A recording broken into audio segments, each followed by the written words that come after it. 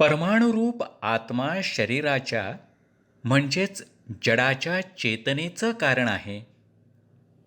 आध्यात्मिक ज्ञान आणि विज्ञान यांच्या सद्यकालीन द्वंद्वात वैदिक ज्ञानाचा पुरस्कर्ता किंवा आधुनिक विज्ञानाचा पुरस्कर्ता शरीरातील आत्म्याचं अस्तित्व अमान्य करूच शकत नाही.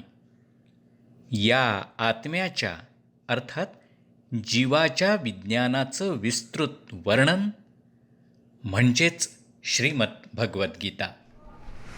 हरिओम. आता आपण 16व्या अध्यायातल्या पहिल्या श्लोकाकडे येतो आहे. पहिल्या श्लोकात भगवंत काय सांगतात बघा. भगवंताने स्वतःच बोलायला सुरुवात केली आहे. श्री भगवानुवाच अभयं सत्त्वसंशुद्धिर्ज्ञानयोगव्यवस्थितिः दानन्दमश्च यज्ञश्च स्वाध्यायस्तपार्जवम्.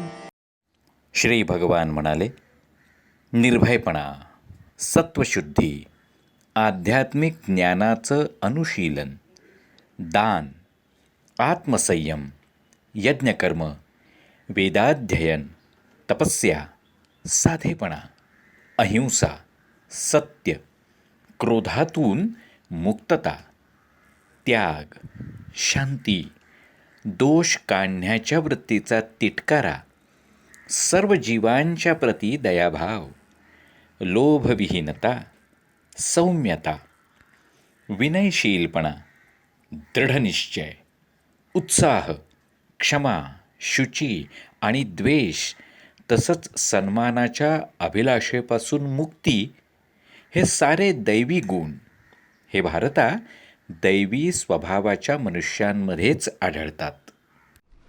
भगवंत काय सांगतात.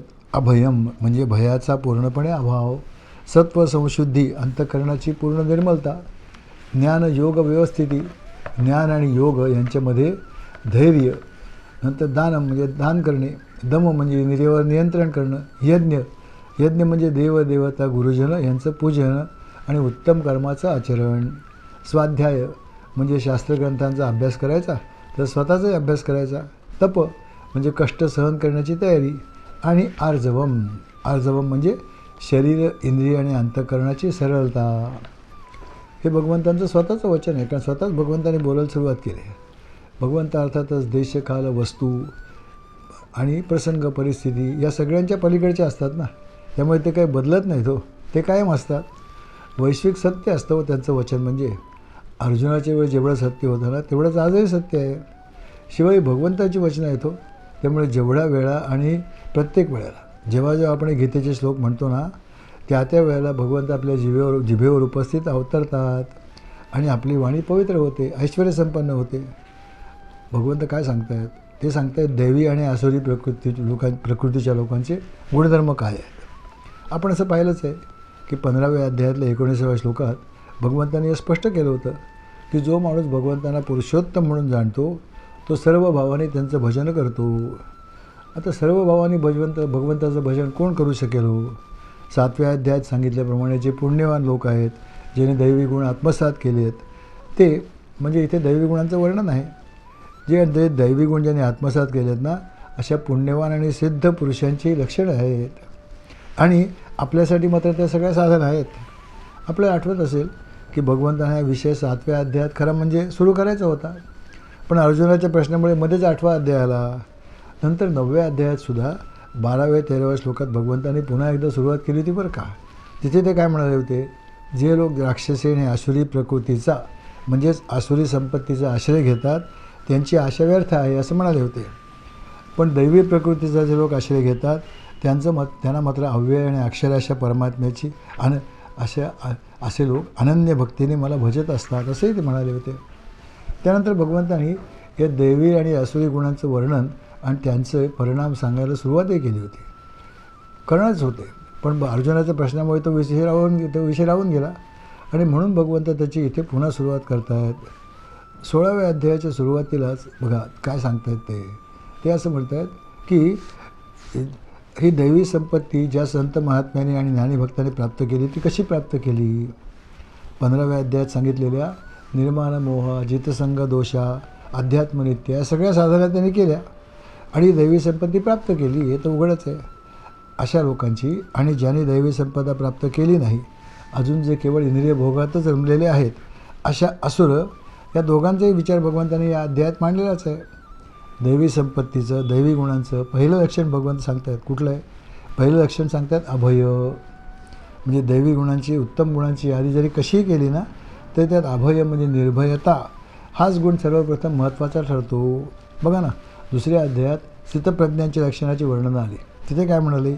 वीतराग भय क्रोधा स्थितधीर मुनिरुच्यते. म्हणजे भयाचं संपूर्ण त्याग करणं म्हणजे निर्भय होणं हा गुण आलाच आहे की नाही. 12व्या अध्यायात ज्ञानीभक्तांची लक्षणं आहेत. तिथे काय म्हणाले? हर्षामर्ष भयोद्वेगही यो मुक्तस्य समे प्रिया. तिथेही निर्भयता गुण आलाच. या निर्भयतेबद्दल ना आपल्या शास्त्रांमध्ये अनेक पद्धतीने विचार केलेला आढळतो बरं का. पण मुख्यतः 2 प्रकारचं भय असतं असं शास्त्र सांगतात. सगळ्या शास्त्रकारांचं मत आहे. एक असतं बाहेरचं भय आणि दुसरं असतं आतलं भय. आता सामान्य माणसाला तर अनेक प्रकारचे भय असतात. बाहेरचं भय कुठलं आहे? बाहेरच्या वस्तू आणि व्यक्तींपासून भय, बाहेरच्या प्राण्यांपासून भय, ट्रॅफिकचं भय, नंतर उंचावरून पडण्याचं भय. हल्ली तर वयस्कर माणसांना घरात चालता चालतासुद्धा पडण्याचं भय वाटतं. काय सांगणार? आणि शहरातली माणसं ना छोट्या छोट्या प्राण्यांसुद्धा फार घाबरतात हो. बघा आता शहरात काही सहसा साप आणि विंचू निघत नाही तो. फार क्वचित एखादा निघत, अपवाद असतील पण नाही निघत. पण तरीसुद्धा शहरातली माणसं विशेषतः झुरळ, उंदीर, पाली यांना किती घाबरतात, भयंकर भीतात. आता वस्तुतः झुरळ किती छोटं असतं, ते काय करणार आहे हो. पण काय झालं आहे, हे टी व्हीच्या जाहिराती, पेपरमधल्या जाहिराती, मासिकातल्या जाहिराती, याच्यात जे कीटकनाशकाच्या जाहिराती असतात की नाही, त्या असं काही वर्णन करून सांगतात की एखादं झुरळ तुमच्या घरात निघालं म्हणजे बहुतेक तुमच्या घराचं सगळं आरोग्य नाहीसं झालं. त्यामुळे माणसं फार भीतात. आणि किती भीतात काय सांगायचं. एखादं छोटंसं उंदराचं पिल्लू घरात शिरलं ना, तर जणू काही वाघ किंवा सिंह शिरला असा आरडाओरडा व्हायला लागतो. आता छोटं उंदराचं पिल्लू काय करणार आहे तुम्हाला. पण मग जो कोणी त्या छोट्याशा पिलाला उचलतो आणि अलगद बाहेर नेऊन सोडतो ना, तो घरात मोठा शूर वाटायला लागतो बरं का. खरं तर काय आहे, कोणत्याही घरात हे प्राणी कायम राहतातच ना, त्यात काय शंका आहे. रामदासांनी तर अगदी दासबोधामध्ये 50 प्राण्यांची यादीच केली आहे. आणि असं सांगितलं की कोणतंही घर नवीन बांधलं की माणसाच्या आधीचे प्राणी राहायला येतात आणि प्रत्येकजण ते घर माझंच आहे असं म्हणतो. आता काय, हल्लीच्या काळात, पूर्वीच्या काळी दगडाच्या, विटाच्या, मातीच्या भिंती होत्या, तिथे अनेक फटी असायच्या. त्या ते सगळे 50-51 प्रकारचे प्राणी नक्कीच राहत असतील, त्यात शंकाच नाही आहे. आता हल्लीचे काँक्रीटच्या घरात काही एवढ्या प्रकारचे प्राणी नसतात, पण ते सुद्धा उंदीर किंवा आता उंदराची छोटी पिलं म्हणा, पाली म्हणा, झुरळ म्हणा, मुंग्या म्हणा, हे आता असतातच ना, हे नक्कीच असतात, त्यात काय शंका आहे. आता ही झाली एक भीती. तसंच ज्या वस्तू आणि व्यक्ती माझ्या आहेत असं पण समजतो ना, त्यांच्याविषयी एक अनामिक भीती माणसाच्या मनात कुठेतरी राहते बरं का. ही आहे महत्त्वाचीच भावना, दुसरं काहीच नाही.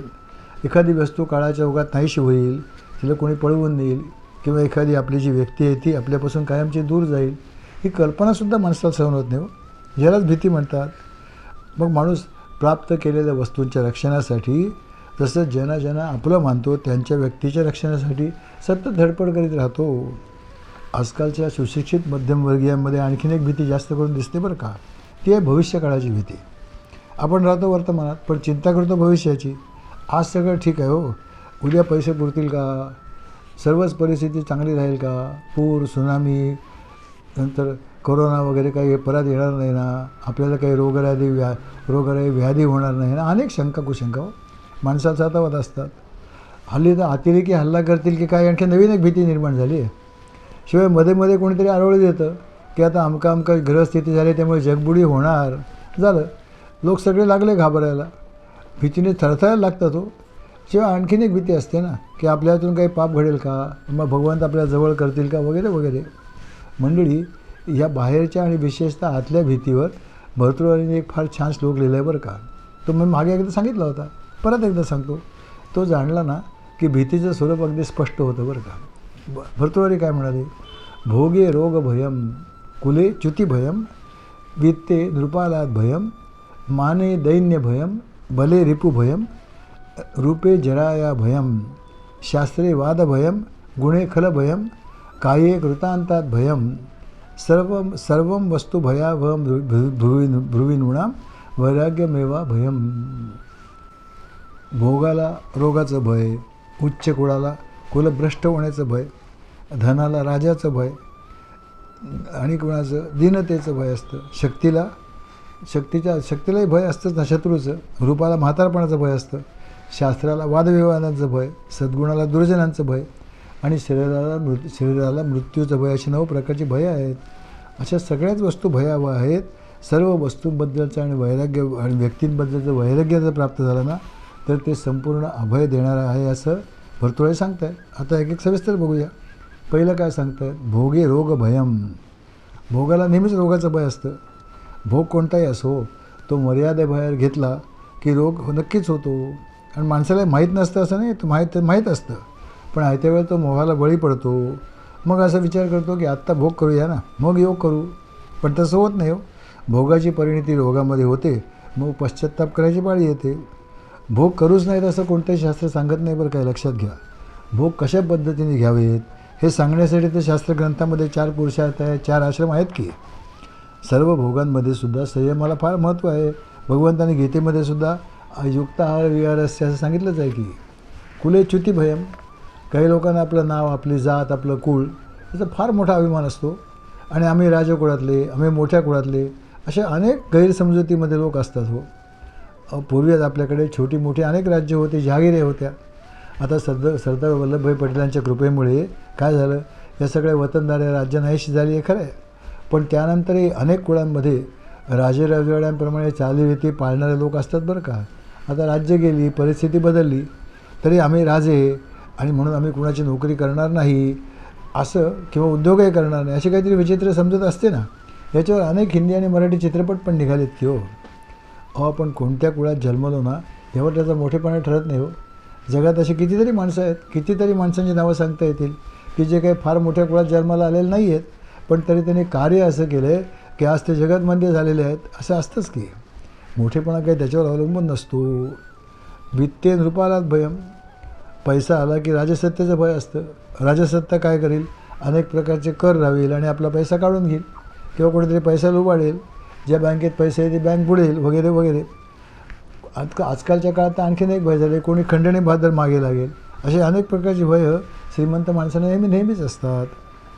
माने दैन्य भयम. चौथं मान. स्वतःबद्दलच्या मोठेपणाच्या कल्पना.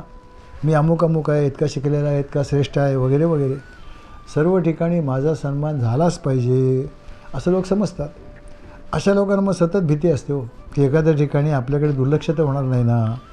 आणि या मानापमानाच्या खोट्या कल्पनांमुळे ना अनेक वेळा कौटुंबिक कलहसुद्धा उभे राहतात बरं का. मला एक गोष्ट माहिती आहे, प्रत्यक्ष घडलेली.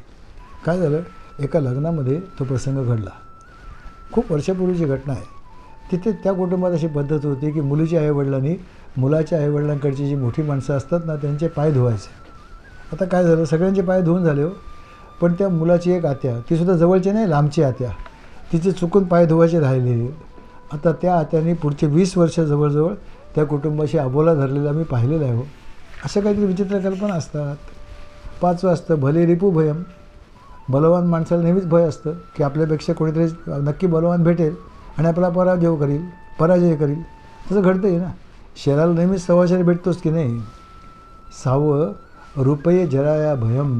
मी फार सुंदर आहे अशी अनेक लोकांची कल्पना असते की. आता हे माहीत असतं की रूप काही कायमचं टिकत नाही हो.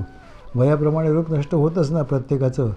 केस पांढरे होतात, दात पडतात, चेहऱ्यावर सुरकुत्या पडतात आणि मग सगळा ब्रेकअप झाकून जातो. आणि ब्रेकअप जरी झाकला ना तरी चेहऱ्यावरचा तो त्याच्यासाठी मेकअप केला जातो. ब्रेकअप झाकण्यासाठी मेकअप करतात.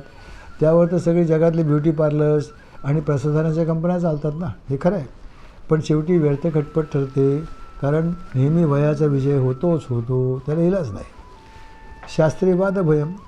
वेद काय, उपनिषद काय आणि इतर शास्त्र आहेत ना त्यांचा थोडाफार जरी अभ्यास झाला ना तरी आता मी मोठा असा अनेकांचा अहंकार होतो बरं का. आणि मग जर खरोखरच शास्त्री किंवा पंडित इत्यादी पदव्या जे प्राप्त करतात की नाही त्यांना तर ही शक्यता जास्त असते अहंकार होण्याची. आणि मग या प्रत्येकाला भय वाटतं की आपल्यापेक्षा कोणीतरी अधिक विद्वान निघेल आणि तो आपल्याला वादविवादात हरवू शकेल. आणि तसं घडतंसुद्धा ना. 8वं सांगतात गुणे खल भयम. नेहमीच जे सद्गुणी असतात त्यांना दुर्गुणांचं भय असतंच की. संत सज्जनांना त्रास देणारे अनेक दुर्जन लोक असतात, त्यात त्यांना असुरी आनंद वाटतो. आणि शेवटचं सांगतायत काले कृतांतात भयम, काले कृतांतात भयम. शरीराला नेहमीच मृत्यूचं भय वाटतं, हे सगळ्यात मोठं भय बरं का. आता भय मृत्यूचं नसतं, मी आपल्याला नेहमीच सांगतो. मृत्यूचा अनुभव कोणीच घेतलेला नाही हो. ते मृत्यूच्या कल्पनेचं भय आहे ते सगळं इथं सोडायचं, नंतर काय आहे ते माहीत नाही, अशी काल्पनिक भीती असते. आणि शेवटी भरतृहरी असं म्हणतात की सर्वं वस्तू भयावहं भुवि नृणाम. अहो जगातल्या सगळ्याच वस्तू भयावह होतं, फक्त एक सोडून. ती कोणती बरं? वैराग्यम एव अभयम. जगातल्या सर्व व्यक्तींबद्दल वस्तूंबद्दल अनासक्ती निर्माण झाली, वैराग्य निर्माण झालं की सगळी भीती संपून जाते. ज्यांच्या जीवनात विवेक आणि वैराग्य यांची प्रतिष्ठा आहे ना, ती माणसं अत्यंत निर्भयपणे जगात वावरताना दिसतात बरं का. साधू संतांचं जीवन बघा ना, ते कुठेही प्रवास करत असतात हो. त्यांना काही असे चारी बाजूला बंदूकधारी माणसं नसतात चारी बाजूनी. आणि चारी बाजूला बंदूकधारी माणसं आहेत म्हणून मी निर्भय असं म्हणायचं असेल ना, तर ती खरी निर्भयता नाहीच आहे ना. अहो बघा ना, आजसुद्धा शिवथरखेडे जाऊन बघा, ज्या छोट्याशा गुहेत रामदासांनी सांगितली आणि कल्याण स्वामी लिहून घेतली ना दासबोध, त्या गुहेत जाऊन बघा. ती गुहा एवढी छोटीशी आहे आजसुद्धा, आणि इतकं जंगल आहे आजूबाजूला की आजसुद्धा तिथे आपल्याला भीती वाटते. मग या जंगलातल्या एवढ्या छोट्या गुहेमध्ये, कपारीमध्ये रामदास आणि ते कल्याण स्वामी महिने महिने कसे राहिले असतील हो? केवळ वैराग्याची प्रतिष्ठा. जोपर्यंत वैराग्य नाही ना, तोपर्यंत साधना परिपूर्ण होत नाही. आणि जोपर्यंत साधना परिपूर्ण होत नाही, तोपर्यंत अभय प्राप्त होत नाही. मग अभय कसं प्राप्त होईल? 15व्या अध्यायात सांगितल्याप्रमाणे ज्यांनी आत्मरूपाने भगवंताला जाणलं ना, त्याला या अभयाची सिद्धी आपोआप प्राप्त होते, हे नक्कीच आहे. मंडळी काय आहे, एक तर सगळं जग मिथ्या असं माना, म्हणजे मग कोणाला भिण्याचा प्रश्नच नाही. पण अहो जग तर दिसतं ना, ते मिथ्या कसं मानता येईल? दुसरा पर्याय आहे ना, सर्व जग ही एकाच परमात्म्याची अभिव्यक्ती आहे, सर्वत्र परमात्मा आहे आणि मी पण त्यातच आहे, हे खरं आहे. मग कोणाला भ्यायचं? सर्व एकाच आईची लेकरं ना, भीतीचं कारणच नाही. अहो भगवंत सर्व सामर्थ्यवान आहेच ना, आणि आपण त्याला जर शरण गेलो तर कसलं भय आलं, हे नक्कीच आहे. त्याच्यात भयाचं काही कारणच नाही. आणि मंडळी भगवंतचरणी समर्पण असेल ना, तर बाहेरच्या वस्तू, व्यक्ती आणि स्वतःच्या वृत्ती आणि विचार याने माणूस कधीच भयभीत होणार नाही. ही दैवी संपत्ती आहे हो. एकदा ही ज्ञाननिष्ठा पक्की झाली ना, एकदा ज्ञाननिष्ठा तरी पक्की हवी किंवा भक्तिनिष्ठा तरी पक्की हवी, म्हणजे मग कशाची भीती वाटणार नाही. आता दुसरा गुण सांगतायत, सत्वसंशुद्धी. सत्वसंशुद्धी म्हणजे अंतःकरणाची सम्यक शुद्धी, भगवंताचं भजन करण्याचा दुसरा भाव. सत म्हणजे परमात्मा, सत्व म्हणजे सत्ता. अंतःकरणाची आपल्या अंतःकरणाची सम्यक शुद्धी म्हणजे अंतःकरणातले सर्व मल नष्ट करणं आणि अंतःकरण शुद्ध करणं. अंतःकरणात जी अशुद्धी आली आहे ती नाहीशी करणं. कसं असतं बघा, आता माझा झेंडा मी घालतो, हा पूर्णपणे एका रंगाचा आहे ना, पांढऱ्या रंगाचा आहे. खरं तर पांढरासुद्धा एक रंगच आहे की नाही. आता समजा त्याच्यावर एखाद्या काळ्या रंगाचा अगदी एक छोटासा डाग पडला. आता एवढ्या 3-3.5 वार कापडावर एक छोटासा काळा ठिपका पडला म्हणजे काहीच नाही आहे, बाकी सगळं पांढरंच आहे की. पण तरीही आपण तो शर्ट काढतो, धुवायला देतो, आणि तो जर काळा रंग पूर्णपणे गेला की बरं वाटतं की नाही. आता पांढरा रंग आहे, काळाही रंगच आहे, पण कोणत्याही एका रंगाच्या वस्त्रावर दुसरा रंग थोडासा जरी लागला ना, तरी ते वस्त्र मलिन झालं असं आपण समजतो. अंतःकरणाचं तसंच आहे हो. त्यात दुसरेपणाची कल्पना निर्माण झाली, ही खरी अशुद्धी आहे, दुसरी काहीच नाही. हे माझं, हे तुझं, हे त्याचं, ही अशुद्धी आहे, अनात्मभाव आहे. हे घडतं कशामुळे? देह तादात्म्यामुळे घडतं. मी म्हणजे देह आहे हा ठाम निश्चय आहे. मग मी आणि माझं निर्माण होतं, तू आणि तुझं निर्माण होतं. मग मी आणि माझं जे आहे ना, त्याच्याबद्दल आसक्ती निर्माण होते, आणि या आसक्तीमधून अनेक गैरसमजुती आपण उगाच करून घेतो. आता बघा ना, आधी साधन होतो, अशी एक कल्पना होते की भगवंताचं नाम घेणं, साधना करणं हे वेगळं आणि संसार आणि व्यवहार करणं वेगळं. हां, नामात साधनेत प्रामाणिकपणा हवा, भक्ती हवी, नैतिकता हवी, हे सगळं ठीक आहे. पण संसारात थोडं इकडे तिकडे होणारच ना, थोडा खोटेपणा, थोडा स्वार्थ, थोडं तुझं माझं, हे चालायचंच. असा पलायनवाद आपणच निर्माण करतो. हाच आहे मल बरं का. आणि ह्यातूनच मग पापपुण्याची भावना निर्माण होते. कोणतंही कर्म, मग अगदी ते धर्मकर्म का असे ना, त्यामागे काय भावना आहे महत्त्वाचं आहे. एकदा का आत्मभावावर निष्ठा प्राप्त झाली ना, की सर्वच आपले. मग तिथे कोण माझा, कोण तुझा, काहीच नाही, कोणी परकाच नाही ना. माझं तुझं संपून जातं. मग प्रत्येक कर्म भगवंतासाठी म्हणजेच आनंदाच्या प्राप्तीसाठी, आनंदाच्या अभिव्यक्तीसाठी केलं जातं. व्यक्तिमत्वाचं विष कमी कमी व्हायला लागतं. मोठेपणाच्या मानापणाच्या कल्पना मोडत जातात. अशा रीतीने अनात्मभावाचा संपूर्ण त्याग म्हणजे सत्वसंशुद्धी. शास्त्रग्रंथ सांगतात की माणसाच्या अंगात 3 प्रकारचे दोष निर्माण होतात: मल, विक्षेप आणि आवरण. यापैकी मल 5 प्रकारचे असतात असं सांगतात बरं का, शास्त्रग्रंथ सांगतात. पहिला मल आहे मिथ्या ज्ञान, दुसरा मल आहे अधर्म, तिसरा इंद्रियांची आसक्ती, चौथा संगच्युती आणि 5वा पशुत्व. आता हे सगळं सविस्तर जाण्याचे स्थान पण नाही आहे आणि त्याची काही जरूर पण नाही आहे. हे सर्व मल म्हणजे अनेक जन्माच्या संस्कारामुळे निर्माण झालेलं हे आवड-नावड, मी माझं हे दोष आहेत, दुसरं काय. हे सर्व काढण्यासाठी काय करावं मग? परमात्म सत्ता ही अंतिम सत्ता आहे हे ठामपणे जाणावं. इंद्रिय भोगाची आसक्ती कमी कमी करत जावी आणि धर्माचरण करणं अत्यावश्यक आहे. मग वैयक्तिक आवडीनिवडीचं महत्त्व कमी व्हायला लागतं, भगवंताचं महत्त्व वाढायला लागतं आणि या मलामधून आपण बाहेर येतो. दुसरी अशुद्धी असते विक्षेप. आपला जो व्यक्तिगत अहंकार आहे ना, तोच खरा विक्षेप आहे बरं का. मी असा आहे, मी तसा आहे, मी मोठा आहे, मीच बुद्धिमान आहे, मीच बरोबर, इतर सगळे चुकीचंच वागतात, हा आहे विक्षेप. आणि मग प्रत्येक व्यक्तीमध्ये आपल्याला काहीतरी दोष दिसायला लागतात आणि आपणच बरोबरी ठाम कल्पना असल्यामुळे हे सर्व जग असं का वागतं, सगळेजण माझ्यावर अन्याय काय करतात, का करतात, अशीच भावना व्हायला लागते. आता ही आहे आपल्याच अहंकाराची पूजा, दुसरं काहीच नाही आहे. ह्या उलट जो आत्मरूपाने भगवंताला जाणतो ना, त्याच्या दृष्टीने सारं विश्व केवळ भगवंताचा विलास आहे. मग कोण चांगलं कोण वाईट, काही विक्षेपच नाही. आणि मग अशा माणसाची अभिव्यक्ती केवळ प्रेमाचीच राहते. तो सर्वांशी प्रेमळपणे बोलतो आणि तसं वागतोसुद्धा. आणि एखादं काम होणार नसेल ना तरीसुद्धा प्रेमाने सांगतो, घाबरवत नाही. सामान्य माणसाची ही द्वैताची वृत्ती दुसऱ्याशी व्यवहार करताना दिसून येते बरं का. तिथे स्वार्थापोटी दांभिकपणा इत्यादी केला जातो. त्यासाठी काय केलं पाहिजे? त्यासाठी अंतःकरण शुद्ध होणंच आवश्यक आहे. हा दोष केवळ भगवंताचं नामस्मरण, उपासना, भक्ती आणि कर्मयोगाचा अनुष्ठान आणि योगाभ्यास याने दूर करता येतो बरं का. हे खरंच आहे. तिसरा दोष आहे आवरण. आवरण म्हणजे काय? यासाठी स्वस्वरूपाचं ज्ञान होणं आवश्यक आहे बरं का, तरच हा दोष नाहीसा करता येतो. प्रथम शास्त्रांचा अभ्यास करायचा, मग त्याच्यावर मननचिंतन करायचं, निधिध्यासन करायचं आणि योग्य अशा गुरूंचं मार्गदर्शन घेतलं की स्वस्वरूपाचं दर्शन होतं.